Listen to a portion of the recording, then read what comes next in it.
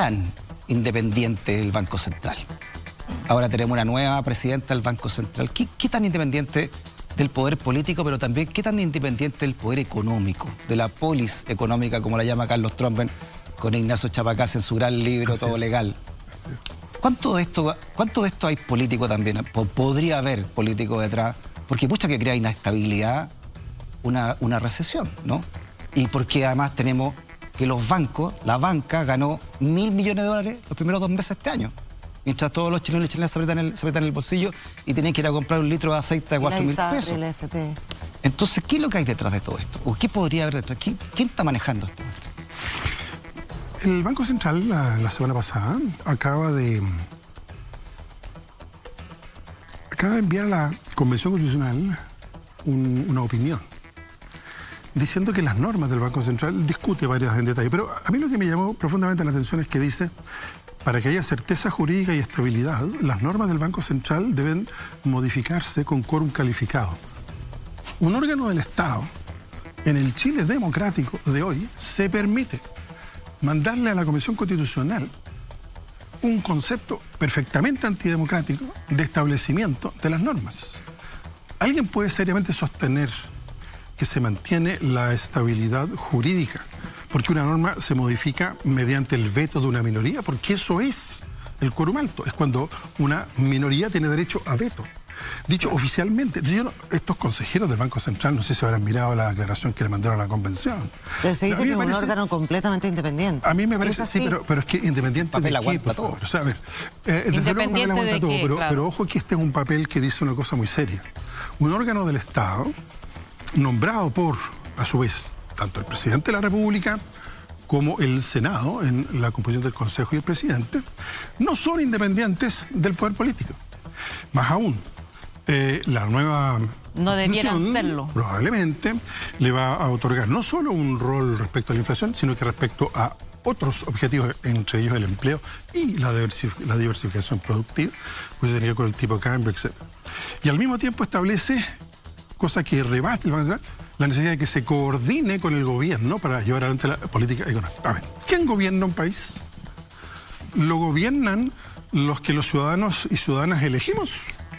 ¿O entidades que están al margen de la voluntad popular, de la soberanía popular, que se autoerigen en los que saben y en los que la soberanía popular tiene que seguir en su voluntad? Entonces, no hay tal independencia en el sistema político, en ningún órgano hay esa tal independencia, aunque nada más sea por el tema de la generación y de los controles.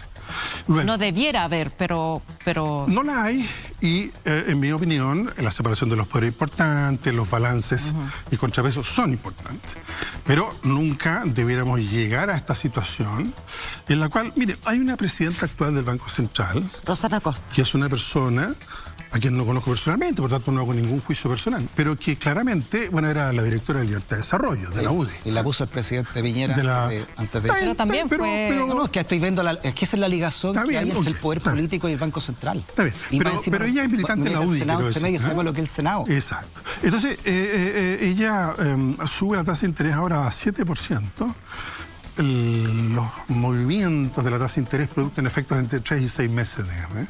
Pensemos un poquito entonces cómo están los plazos. A fines de marzo se produce este nuevo aumento a 7% y anuncia que llegará hasta probablemente un 8% esa tasa de interés, con efectos en...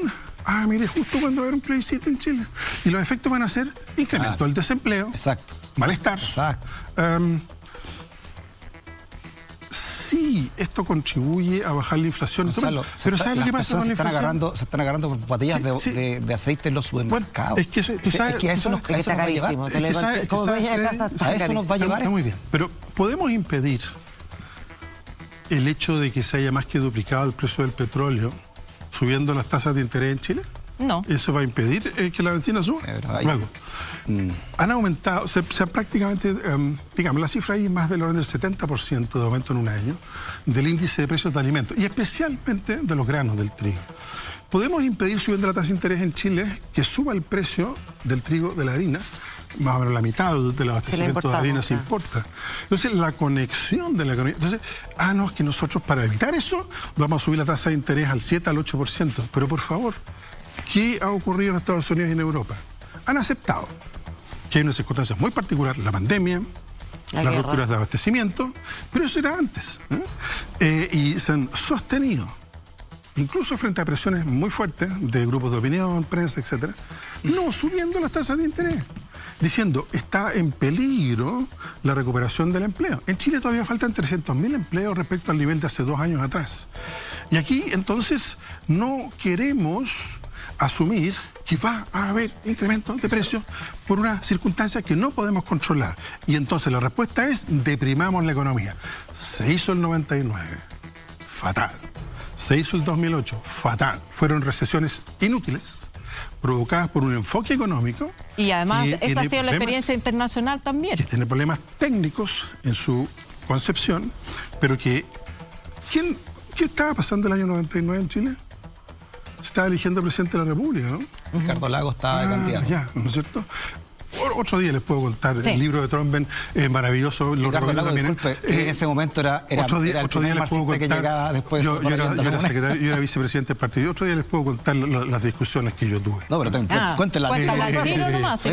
Gonzalo, déjeme interrumpirlo, disculpe, pero es que la economía, bueno, usted es economista, por eso lo traigo para que nos explique bien, ¿no? La economía chilena es un pañuelo, ¿no? El PIB nuestro son 300.000 millones de pesos.